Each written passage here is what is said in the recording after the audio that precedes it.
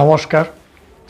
যখন এই ভিডিওটি করছি তখন মাতৃ আরাধনার জন্য চারিদিকে সাজো সাজো রব চলছে। বাইরে একটা অন্যরকম পরিবেশ তৈরি হয়েছে। বিভিন্ন অনুষ্ঠানের মাইক বাজছে, হয়তো তার কিছু অংশ আপনারা এখানে শুনতে পাবেন হয়তো। আজকে যে আলোচনা করব সেটি একটু অন্য ধরনের আলোচনা করতে যাচ্ছি। দেখুন, আমরা যারা জীবনকে প্রতিষ্ঠিত করবার জন্য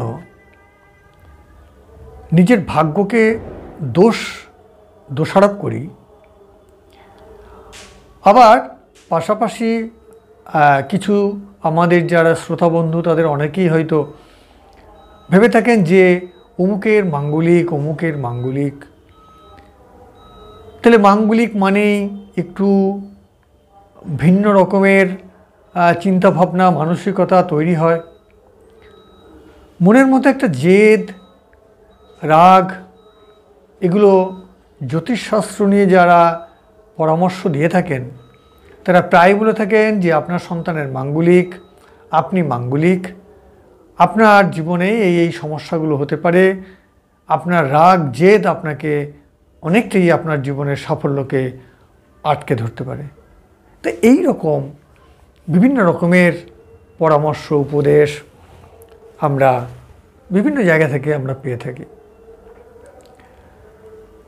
কিন্তু আজকে যে আলোচনাটি আমি আপনাদের সঙ্গে করতে যাচ্ছি সেটি হচ্ছে একটু জেদ, একটু একগুঁয়েমি। এটা মানুষের জীবনকে কতখানি সাফল্যের দিকে নিয়ে যেতে পারে তারই কয়েকটি দৃষ্টান্ত বা উদাহরণ আমি আপনাদের সঙ্গে তুলে ধরব। তখন মনে হবে যে মাঙ্গলিক থাকুক বা যাই থাকুক, একগুঁয়েমিতে থাকুক বা যাই থাকুক, তা কিন্তু আপনার জীবনকে টলিয়ে দিতে পারে না যদি আপনার সেই বিষয়ের প্রতি একগুঁয়েমিতা, জেদ বা জেদি মানসিকতা আপনার মধ্যে প্রবলভাবে থাকে। এবং সেই জেদি মানসিকতাকে আপনি যদি পজিটিভ দিকের দিকে ধাবিত করতে পারেন তাহলে কিন্তু আপনার জীবনটা অনেক বেশি উজ্জ্বল এবং আলোকময় হয়ে উঠতে পারে। সেক্ষেত্রে বয়স বা সময় কিন্তু কোনো বাধা হয়ে দাঁড়াবে না।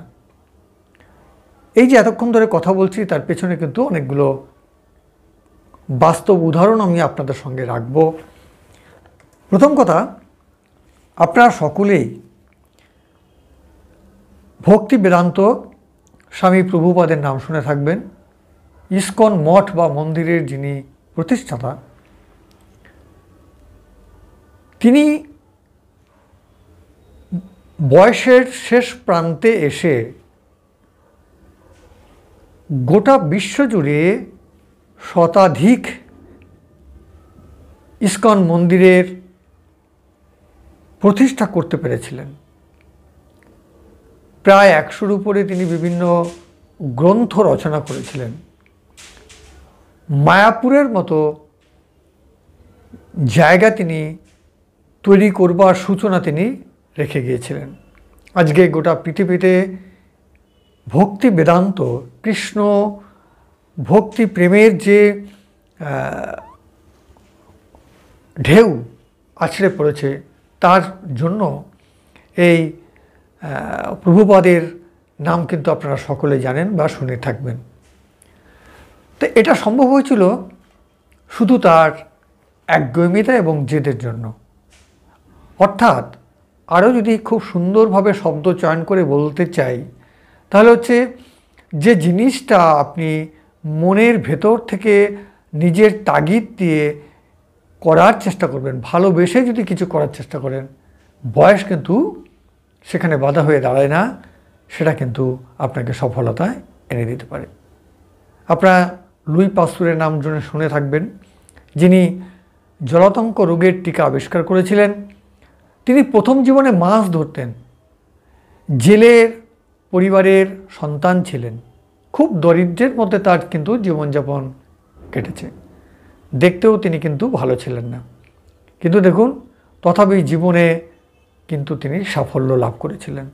তো কোথায় জন্মেছেন, কোন বংশে জন্মেছেন, আপনার পরিবারে অর্থ আছে কি নেই, সেটা কিন্তু কোনো জাতক জাতিকার সাফল্যের বাধা হয়ে থাকতে পারে না। আপনারা সকলেই আইজ্যাক নিউটনের নাম শুনে থাকবেন। তার জীবনী পড়লে দেখা যায় তিনি কিন্তু হ্যান্ডিক্যাপ হয়ে জন্মগ্রহণ করেছিলেন। খুব অল্প বয়সে মা বাবাকে তিনি হারিয়েছিলেন, অথচ তিনি দেখুন তার অধ্যবসায়, তার প্রচেষ্টা তাকে কিন্তু থামিয়ে রাখতে পারেনি। তিনি যা আমাদেরকে দিয়ে গেছেন, আজকে গোটা পৃথিবী কিন্তু তার আবিষ্কারের জন্য তাকে মাথায় তুলে রাখছে। তাহলে এই বিষয়গুলো বলার উদ্দেশ্য হচ্ছে এটাই, যে শুধু যে কোথায় জন্মেছি, দরিদ্র পরিবারে জন্মেছি কিনা, আমার দ্বারা কিছু হবে কিনা, এই হতাশাটাকে পাশে রেখে আমরা যদি আমাদের কর্মে মনোনিবেশ করতে পারি এবং সেখানে যদি আমাদের দারুণ তীব্রতা থাকে কর্মের প্রতি, তাহলে কিন্তু আমরা সহজেই না হলেও আমরা কিন্তু সাফল্য লাভ করতে পারি। কর্নেগির নাম শুনেছেন, খুব দুস্থ ছিলেন।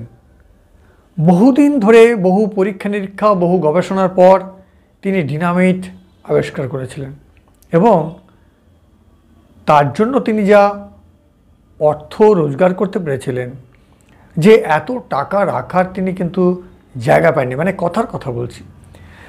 তাহলে তিনি ছিলেন দানশীল ব্যক্তি এবং ধনী ব্যক্তি। তাহলে গরিব পরিবারে জন্মগ্রহণ করেও ধনী হওয়া যায় শুধু তার অধ্যবসায়, তার একাগ্রতা, তার একগুঁয়েমিতা, তার জেদ, সৎ কর্মের প্রতি, নিষ্ঠার প্রতি যদি আপনি রাখেন। জেদটা যদি নেগেটিভ দিকে চলে যায় তাহলে কিন্তু সেটা সম্ভব নয়। আপনারা আমাদের বাঙালি একজন প্রখ্যাত বিজ্ঞানীর নাম শুনে থাকবেন, তিনি হচ্ছেন প্রফুল্লচন্দ্র রায়। তিনি ছিলেন চিররুগ্ন এবং আগাছা রোগী। তার পাকস্থলীতে প্রায় কাজ করতো নয় এরকম বলা, মানে শোনা যায় আর কি, তার জীবনী পড়লে পরে।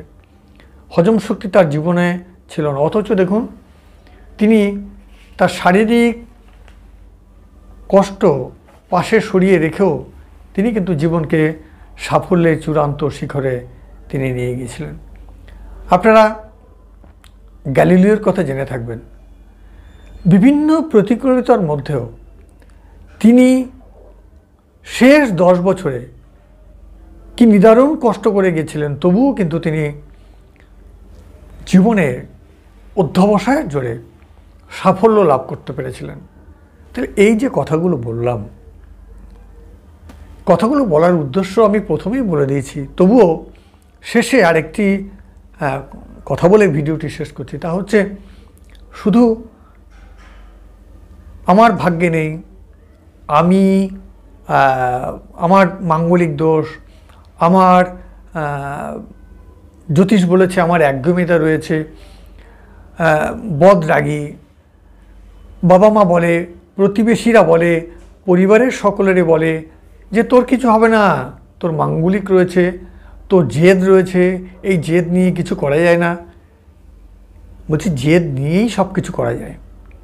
তাই আপনার মনের মধ্যে যদি জেদ থাকে তাহলে সেটাকে পজিটিভ দিকে কাজ করুন, পজিটিভ দিকে লাগান, দেখবেন একদিন সবাই কিন্তু আপনার দিকে তাকিয়ে থাকবে এবং সবাই আপনার প্রশংসা করবে। আজকে যারা আপনার নিন্দামন্দ করছে তারাই কিন্তু আজকে আগামী দিনে আপনার কথা বলবে। তো এইটুকু বলেই আজকের ভিডিওটি শেষ করছি। কেউ ভাববেন না আপনাদের জ্ঞান দেওয়ার জন্য বলছি। বলার উদ্দেশ্য হচ্ছে, অনেকেই আমি দেখেছি আমার কাছে আসেন, তারা মাঙ্গলিক দোষ বা যোগ যাই বলুন না কেন, তা নিয়ে যখন তারা বিভিন্নভাবে বিভিন্ন গ্রন্থ পড়ে হোক, বিভিন্ন তথ্য থেকে হোক, বা কেউ তাকে বলেছেন, সমস্ত কিছুর থেকে তাদের মনের মধ্যে যে একটা হতাশা, যে একটা মনোভাব তৈরি হয়, এই মনোভাব থেকে আপনাদেরকে দূরে সরিয়ে রাখবার জন্যই কিন্তু এই কথা বলা। নমস্কার, ধন্যবাদ, সবাই ভালো থাকুন।